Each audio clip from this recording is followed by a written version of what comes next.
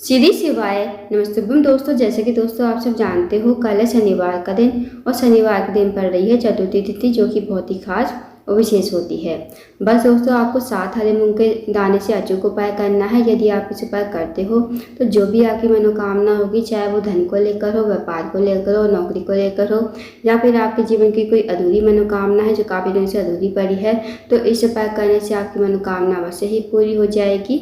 पूज्य गुरु जी कथा को सुनकर उपाय को अच्छे से समझाने का प्रयास करेंगे। तो आइए दोस्तों, जानते हैं उपाय कैसे करना है। दोस्तों, पहला जो उपाय है वो है मनोकामना पूर्ति के लिए। यदि आपकी कोई विशेष मनोकामना है, काफ़ी दिन से अधूरी पड़ी है, तो इस उपाय को करके देखिएगा। इस उपाय करने के लिए आपको लेना है 7 हरे मूंग के दाने। साथ ही दोस्तों आपको लेना है एक बेलपत्र। अब जो आप बेलपत्र लोगे और 7 हरे मूंग के दाने लोगे ना, वो आपको देख लेना है कहीं से कटे फटे खंडित नहीं होने चाहिए। साथ ही दोस्तों आपको एक लोटा जल लेना है तांबे के पात्र में। अब आप इस उपाय को सुबह से लेकर शाम तक कभी भी कर सकते हो। अब आपको चले जाना शिव जी के मंदिर में। शिव जी के मंदिर में जाकर सबसे पहले आपके पास जो एक लोटा जल है वो आपको शिवलिंग के ऊपर श्री शिवाय नमस्तुभ्यम कहते हुए समर्पित कर देना है। अब जो दोस्तों आपके पास 7 हरे मूंग के दाने हैं, वो आपको 7 हरे मूंग के दाने समर्पित करने हैं माता असोसुंदी के स्थान पर। अब दोस्तों माता असोसुंदी का जो स्थान होता है, जलाधारी के बीचों बीच में होता है, मोटी सी लाइन बनी होती है नाग देवता की तरह। माता असोसुंदी शिव जी की सबसे छोटी और प्रिय पुत्री है, तो वहाँ पर आपको 7 हरे मूंग के दाने श्री शिवाय नमस्तुभ्यम कहते हुए समर्पित कर देने हैं। अब जो दोस्तों आपके पास एक बेलपत्र है, वो बेलपत्र भी आपको माता असोसुंदी के स्थान पर ही समर्पित कर देना है। फिर आपको वहीं पर बैठकर माता असोसुंदी से प्रार्थना करनी है कि हे माता, मेरी ये मनोकामना है, काफ़ी देर से अधूरी पड़ी है, आप मेरी मनोकामना को पूर्ण करें। उसके बाद 2 मिनट मंदिर बैठकर श्री शिवाय नमस्तुभ्यम का जाप करना है। अब आपको भगवान को प्रणाम करके विनती करके आपको अपने घर पर आ जाना है। तो दोस्तों करके देखिएगा, बहुत ही अचूक विशेष उपाय है। इस उपाय को यदि आप करते हो तो आपकी जो भी मनोकामना होगी वो अवश्य ही पूर्ण हो जाएगी। अब जानते हैं दोस्तों अगले उपाय के बारे में। अगला जो उपाय दोस्तों वो बहुत ही ज़्यादा विशेष है। अगर आपका कोई कार्य है, बहुत दिनों से अटका हुआ है, आपका कार्य पूर्ण नहीं हो रहा है, आप किसी कार्य के लिए बाहर जाते हो, आपको सफलता नहीं मिल पाती है, साथ ही आपकी नौकरी नहीं लग पा रही है, तो आप इस उपाय को अवश्य कीजिए। इस उपाय करने के लिए आपको लेने हैं 2 कनेर के फूल, साथ ही आपको लेना है 1 लोटा जल।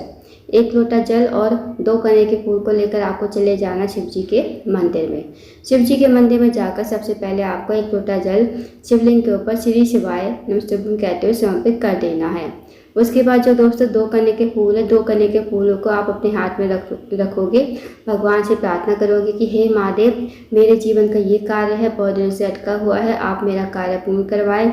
साथ ही मेरी नौकरी नहीं लग पा रही है, आप मेरी नौकरी को लगवा दें। तो आपको ऐसी प्रार्थना विनती करते हुए आपको 2 कनेर के फूल शिवलिंग के ठीक ऊपर समर्पित कर देने हैं श्री शिवाय नमस्तुभ्यम कहते हुए।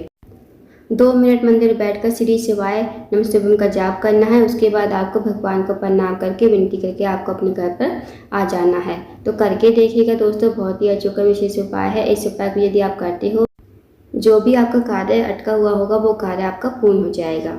अब जानते हैं दोस्तों अगले उपाय के बारे में। अगला जो उपाय है दोस्तों वो है रोग मुक्ति के लिए। यदि आपके घर में कोई व्यक्ति काफ़ी दिन से बीमार पड़ा है, उसकी जो बीमारी है दूर होने का नाम नहीं ले रही है, तो आप इस उपाय को करके देखिएगा। इस उपाय करने के लिए सबसे पहले आपको लेना है 1 लोटा जल तांबे के पात्र में। साथ ही दोस्तों आपको लेनी है 1 बेलपत्र। अब जो आप बेलपत्र लोगे ना, कहीं से कटी फटी खंडित नहीं होनी चाहिए, इस बात का ध्यान रखना। अब दोस्तों आपको चले जाना शिव जी के मंदिर में। शिव जी के मंदिर में जाकर सबसे पहले आपको 1 लोटा जल शिवलिंग के ऊपर श्री शिवाय नमस्तुभ्यम कहते हुए समर्पित कर देना है। उसके बाद दोस्तों जो आपके पास 1 बेलपत्र है, वो बेलपत्र आपको अपने सीधे हाथ की हथेली पर रखना है। भगवान से प्रार्थना करनी है उस रोगी व्यक्ति के लिए, जो रोगी व्यक्ति आपके घर में काफ़ी लंबे समय से बीमार पड़ा है। उसका नाम लेते हुए, गोत्र बोलते हुए इस बेलपत्र को आपको कुंदकेश्वर महादेव का नाम लेते हुए शिवलिंग के ऊपर समर्पित कर देना है। 2 मिनट आपको मंदिर बैठना है, श्री शिवाय नमस्तुभ्यम का जाप करना है। फिर अब जो आपने बेलपत्र चढ़ाई थी ना शिवलिंग के ऊपर, वो आपको महादेव से विनती करते हुए औषधि के रूप में आपको अपने घर पर लेकर आनी है।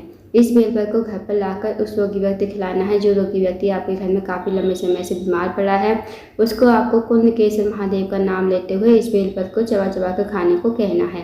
यकीन मानिए दोस्तों, यदि आप इस उपाय करते हो तो जो भी आपके घर में व्यक्ति रोगी है, बीमार है, उसकी बीमारी धीरे धीरे ठीक हो जाएगी।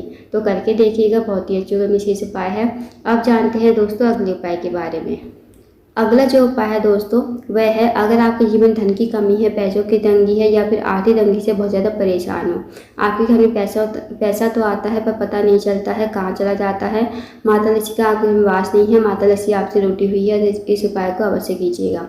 इस उपाय करने के लिए आपको लेने हैं 5 गेहूं के दाने, साथ ही आपको लेना है 1 लोटा जल।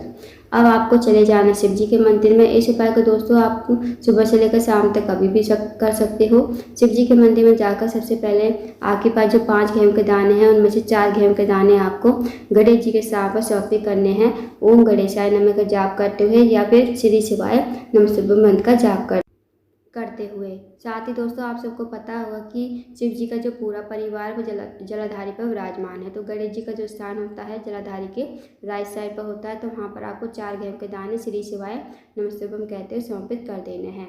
अब जो दोस्तों आपके पास 1 गेहूं का बचेगा उसे आपको लोटे के जल में डाल देना है और थोड़ा सा जल आपको गणेश जी के सामने समर्पित कर देना है और थोड़ा सा जल आपको भगवान कार्तिकेय, फिर माता सरस्वती, फिर पार्वती के हस्त कमल पर और थोड़ा सा जल आपको बचाना है। जितना जल बचेगा वो आपको अपने हाथ में रखते हुए सबसे पहले आपको महादेव से प्रार्थना करनी है कि हे महादेव, मेरे जीवन धन की वृद्धि नहीं है, धन प्राप्ति नहीं है, माता लक्ष्मी हमसे रूठी हुई है, माता लक्ष्मी का हमारे घर में वास नहीं है, कुछ ऐसी कृपा करे कि हमारे जीवन में धन की वृद्धि हो, धन प्राप्ति हो, माता लक्ष्मी हमारे घर में वास करे। तो आपको ऐसी प्रार्थना विनती करते हुए लोटे का जल आपको शिवलिंग के ठीक ऊपर श्री शिवाय नमस्तुभ्यं कहते हुए समर्पित कर देना है। 2 मिनट आपको मंदिर बैठना है, श्री शिवाय नमस्तुभ्यं का जाप करना है। उसके बाद आपको भगवान को प्रणाम करके विनती करके आपको अपने घर पर आ जाना है। तो दोस्तों करके देखिएगा, बहुत ही अच्छा विशेष उपाय है। इस उपाय को यदि आप करते हो तो जो भी आपकी धन की समस्या होगी वो समस्या आपकी दूर हो जाएगी और माता लक्ष्मी आपके घर में हमेशा वास करेगी। तो दोस्तों करके देखिएगा। तो दोस्तों ये थे कुछ विशेष उपाय जो आपको शनिवार के दिन करने हैं। इन उपाय को अवश्य कीजिए। अगर आपको जानकारी पसंद आई हो वीडियो को लाइक करें, शेयर करें, चैनल को जरूर सब्सक्राइब करें। कमेंट बॉक्स में श्री शिवाय नमस्तुभ्यं हर हर महादेव जरूर लिखें।